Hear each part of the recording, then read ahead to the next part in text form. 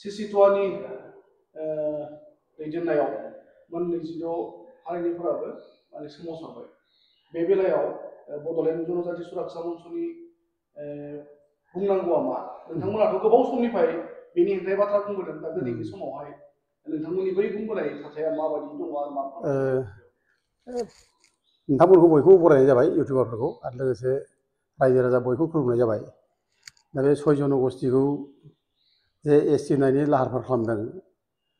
माने आसाम सरकारा दा बिनि सायाव रिएक्सन जादों आरो सिसिटुआ आन्दलन खालामदों आन्दलन खालामनायखौ आं मोजां मोनदों खालामनांगौ आन्दलना जानांगौ आरो खुनु प्रकारै बे 6 जनगोष्ठीखौ एसटि होनो नाङा 6 जनगोष्ठीया एसटि जायोब्ला जोंनि थाखानाय एसटिनि जायनाखि मोन्थायफोर दं बे गोमाजोबगोन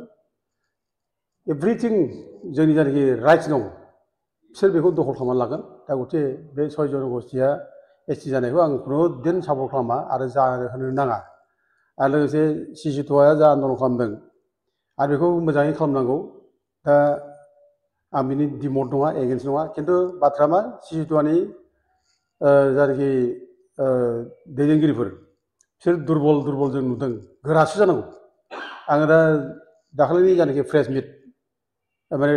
माने टिभि टक श' आं बेयाव नुदों बे जोंनि आदित्य खाख्लारिनि बाथ्रा बुंनाय बिसोर मोनसे कम्प्रमाइज जानो नागिरनाय कम्प्रमाइजिं टेन्डेन्सि बेबायदि माने 6 जनगोष्ठीखौ बोरैबा एकोमोडेट खालामनो हायो नामा ट्राइबेलफोरखौ जाहाथे माबा जायाजासे बिदि बाथ्रा मोनसे दुरबल मोनसे स्टेन्ड लानाय नुदों दा दुरबल जानो नाङा दा गोरा जानांगौ बिसोर माने एसटि जानो नाङा आरो बिसोर क्राइटेरिया गैया आरो क्राइटेरिया मिलिनि थाखाय बिसोर मोना आरो माने संबिधानाबो थोना बिसोरखौ संबिधाननि 366 माने साबक्लज 25 आर्टिकेल बेयाव क्लियार बुंदों बिसोर आसामनि ट्राइब्स नङा बे 6 जनगोष्ठीया बे ट्राइब्स नङैखाय बिसोरो ट्राइबेल जानो हाया बे क्लियार खाथार आरो लोगोसे जायनाखि मोनबा क्राइटेरिया दंमोन बे मोनबा क्राइटेरिया फुलफिल जाया बे फुलफिल जायैनि थाखाय बिसोरो एसटि जानो हाया जेनेबा बे प्रिमिटिभ ट्रेड्स डिस्टिंक्टिभ कालचार ओमफ्राय साइनेस अफ कन्टेक्ट विथ आदार कमिउनिटिज एट लार्ज जिअग्राफिकेल आइसोलेसन बेकवार्डनेस बे मोनबाया फिसा गैया गथिखे जाथ्रा ओंखायनो जोङो बेखौनो जों माबानानै बे क्राइटेरियाफोरखौनो आरो कनस्टिटिउसन बाथ्राखौ लाबोनानै जों गोरा जानांगौ जोङो बिसोरनि एसटि जानो बिनायखौ जों खुनुदिन जोङो दुरबल माबाजों स्टेन्डजों जोङो माबा नाङा लाइ होनाय जायो बोहैथि दाननिनो अदेबानि नैबे नभेम्बरनि 25 खालाराव आसाम बिधानसभानि जथुम्मायाव बिनि थाखाय स्पेसियेलि बिल लाबोनो नागिरदों जेनेबा सावरायनो नागिरदों बे बेलायावहाय मा फोरमायगोन बेखौ साननो गोनां बे बोरै बिल लाबोनो जादों जिथु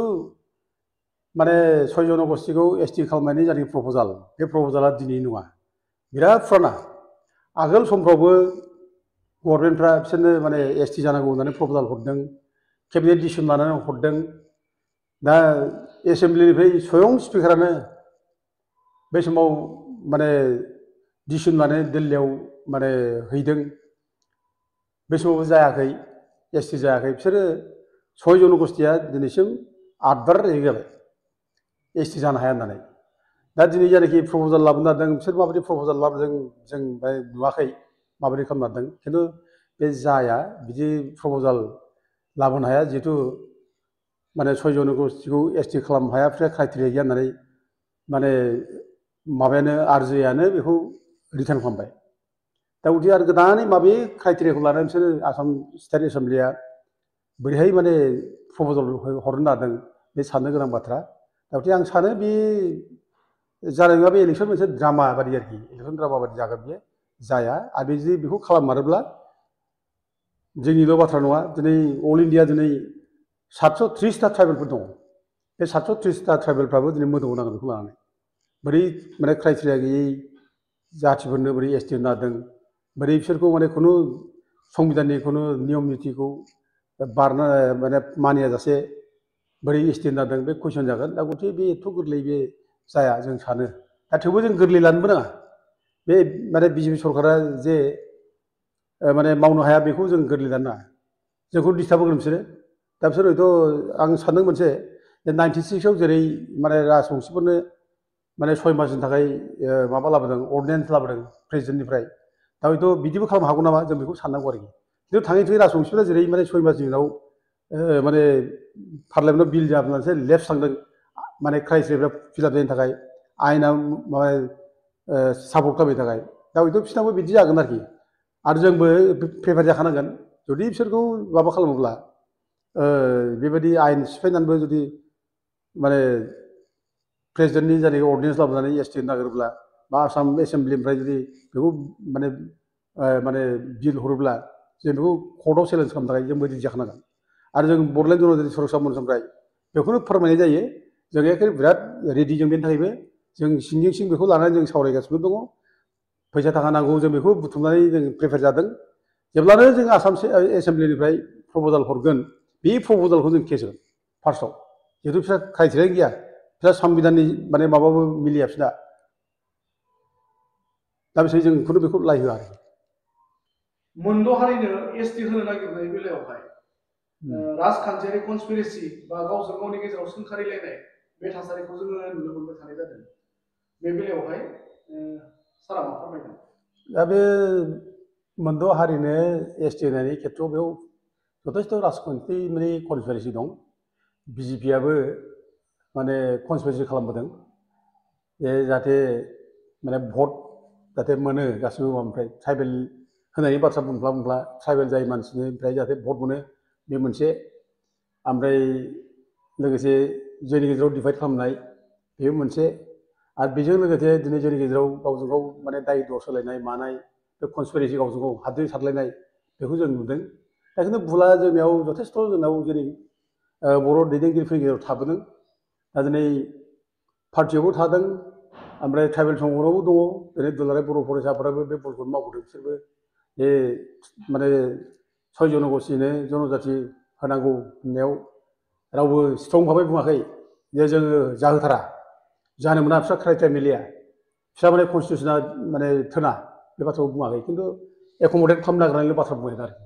एकमडेट जे थाखानाय ट्राइबेलफ्रा जाहाथे खथि जाया आरो थाखानाय ट्राइबेलफ्रा खथि जायाजासे बिसोरखौ एसटि होयोब्ला जोंहा आपत्ति गैया बे बाथ्राखौ आगोलनि बे माने दुलाराय बर' फरायसा आफादनि समाव बुंबोदों ट्राइबेल संघआबो बुंबोदों दा नैबे बिपिएफआबो बे खोथाखौ बुंबोदों दा गथिखे बेफोर जिनिसाव दिनै जों नुदों बे गावजों गाव माने दाय दस होलायनायखौ जों नुदों आरोखि खिन्थु जोंनि भुला बयहाबो दं खिन्थु जोङो जनजाति सुरक्षा मन्च हिसाबै जों थोंजोङै जों स्ट्रेट फरवार्ड जों बुंनो हादों बे 6 जन'गोष्ठिनि एसटि नाङा होननानै जों 2012आवबो दिल्लीयाव थांनानै बे रामेश्वर उराव ट्राइबेल एफेयार्स मन्थ्रि जों बेखौ लोगो मोन्दों ओमफ्राय एससि माने एनसि एसटि कमिसननि चेयारमेन धानवार जों बेखौ लोगो मोन्दों अप'ज खालामदों स्ट्रंलि होनो नाङा होननानै बिस्रा माने ट्राइबेल जायोब्ला ट्राइबेलफ्रा आसल ट्राइबेलफ्रा खथि जागोन जानो हाया बिसोरो जों बेखौ अप'ज खालामबोदों आरो लोगोसे 2000 माने 16 बेवबो जों आरोबाव जोङो दिल्लीयाव थांबावनानै आरो जोङो माने अप'ज खालामबोदों मानोना ट्राइबेल बारायनायनि माने जायनाखि माबा धौ बे सम सम माने गभर्नमेन्ट फैनाय लोगो लोगो धौ जाखांफैयो ट्राइबेल होनो नागिरनाय ट्राइबेल जानो नागिरनाय बे सम सम बे पलिटिकेल इस्यु बादि पलिटिकेल एजेन्डा बादि जादों आरो बेखौनो जोंनि मानसिफ्रा सोरबा माने पलिटिकेल लाबा लाबोनो थाखाय बिसोरखौ ट्राइबेल होनायाव जोंहा आपत्ति गैया थाखानाय 6 जन'गोष्ठि जोंनि माने सिग्नेचार जानाखि ट्राइबेलफोर बे खथिल' जानो नाङा बिदि बाथ्रा बुंदों दा बे हिसाबै 6 जन'गोष्ठिखौ लानानै राजनिथि कनस्पिरेसि खालामनाय गेलेबोनाय बे जाबोदों खिन्थु जोङो दिनैसिमबो जों बुंदों जे बिसोरखौ ट्राइबेल होनो नाङा ट्राइबेल जायोब्ला माने थाखानाय ट्राइबेलफ्रा खथि जागोन जों जोबस्रांगोन जेबो थानाय नङा दा जोंनि जनजाति सुरक्षा मन्च हिसाबैथ' दासिमबो नै दानि जायनाखि आसाम गभर्नमेन्टनि मुभ बेखौ जों प्रटेस्ट खालामबोदों बुंबोदों पेपार स्टेटमेन्टबो होबोदों आं दाखालिबो नै आरोबाव नैबे सेन्टिनेल पेपार बे माबा थारिखनि बे 15 थारिखनि सेन्टिनेल पेपार 15 थारिखनि सेन्टिनेल पेपारनि नैबे 7 नम्बर पेजावनो नुगोन बेयाव रोखा रोखा जों लिरनाय गिदिर गिदिर लिरना होदों आं हरबाय दे पेपाराव दा बेयाव होदों नै BGSM opposes ST status to 6 communities होननाय गिदिर गिदिर माबाजों लिरनाय दा जों बिदिनो जों अपोज खालामबाय थायो आरो जों मेम'रेन्डामबो हरो दा जोंनि जायनाखि BGSMनि जायनाखि दाबि बे जों राजनिथिजों जोंहा खुनु सोमोन्दो गैया जाथि देरसिन जों जाथिखौ देरसिन सानो ओमफ्राय लोगोसे जेब्ला नबसरनायनि सार्टिफिकेट होनाय जायो नबसरनाय जेब्ला MP जायो 2014 बे समावबो जोंल' बुंनो थांब्ला जनजाति सुरक्षा मन्चआ जोंल' जुजिदों बे समाव जों बिराद आसा खालामदोंमोन जे जोंखौ सापर्ट खालामगोन पलिटिकेल हान्जाफ्रा सापर्ट खालामगोन जों सानदोंमोन ट्राइबेल सुबुंफ्रा जोंखौ सापर्ट खालामगोन जों सानदोंमोन खिन्थु सापर्ट खालामाखै आरो बे दुलाराय फरायसाफोरा जोंखौ सापर्ट खालामगोन जों सानदोंमोन खिन्थु सापर्ट खालामाखै दा ट्राइबेल सुबुंआ इभेन नब सरकारि सार्टिफिकेट होनायखौ बिसोर सापर्ट खालामदों बेबो बर' मानसि बर' कसारि होनना बे एफिडेभिट होदों कर्टआव हाइकर्टआव दा जों कर्टआव जुजिदों हाइकर्ट सुप्रिम कर्टजों जुजिदों ओमफ्राय सौरियाफोरनो जेब्ला सार्टिफिकेट होयो बे सार्टिफिकेट होनायखौ जों चेलेन्ज खालामदों कर्टआव आरो जों चेलेन्ज खालामनानै जों बिसोरनो सार्टिफिकेट होनायखौ जों बन्द' खालामदों होनो मोना होननानै हाइकर्टआबो बन्द' खालामदों दाहो बेबायदि सरनायफ्रा ट्राइबेल नङा बिसोरनो बर' कसारि एबा कसारि होननानै सार्टिफिकेट होनाय बेखौ बन्द' खालामनांगौ होननानै हाइकर्टआबो अर्डार होदों दा जों बे जुजिनाय बे आरो जों बेखौ लानानै जों जुजिबाय थादों आरो जों जुजिलांबाय थागोन आरो जों बेयाव लुबैदों ट्राइबेल संघआ एटलिस्ट गोख्रों स्टेन्ड थानायमोनब्ला जे दिनै बे सरनायफ्रा सार्टिफिकेट मोनामोन मानो सार्टिफिकेट सरनायफ्रा बिसोर ट्राइबेलानो नङा आरो दुलाराय फरायसाफोराबो गोख्रों जायोब्ला बिसोर सार्टिफिकेट मोनामोन खिन्थु दुर्भाग्य'आवहाय बै समाव मख'नाय जायो बै समाव जोंखौसो माने दाय होदों माने ट्राइबेल माने अना ट्राइबेल बिसोरो माने भुल बुजाबि लाबोनोसै दावराव दावसि खालामदों दावराव देखायफिननो हाना होननानै जोंखौसो बुंदों आरोखि फरायसाफोराबो बुंदों ट्राइबेल संघआ बुंदों दा ओंखायनो जों दिनै लोरबां जानो नाङा माने 14था जायनाखि ट्राइबेलफोर बे 14था ट्राइबेलफ्रा खुनु खति जानो मोना आरो 14था माने ट्राइबेलनि बादै गुबुन जायनाखि माबाफोर दङ नन ट्राइबेलफोर बिसोर सार्टिफिकेट होनो मोना सरनायफोरनोबो होनो मोना बर्मनफोरनोबो होनो मोना ओमफ्राय बे मदाहिफोरनोबो होनो नागिरदों बेखौ होनो नाङा आं ट्राइबेल संघखौ खावलायो जाहाथे बिसोरनो रावबो सार्टिफिकेट होआ बेखौ खावलायो जों जाय ट्राइबेलफोर थाग्रा ट्राइबेलफोर बिसोरनो जाहाथे सार्टिफिकेट होयो आरो जों बिसोरनि थाखायल' जों जाहाथे माने माबा खालामो जोंनि अधिकारखौ जों जाहाथे बिना लायो आं बेखौ ट्राइबेल संघखौबो आरो दुलाराय बर' फरायसाफोरखौ आं खावलायहरो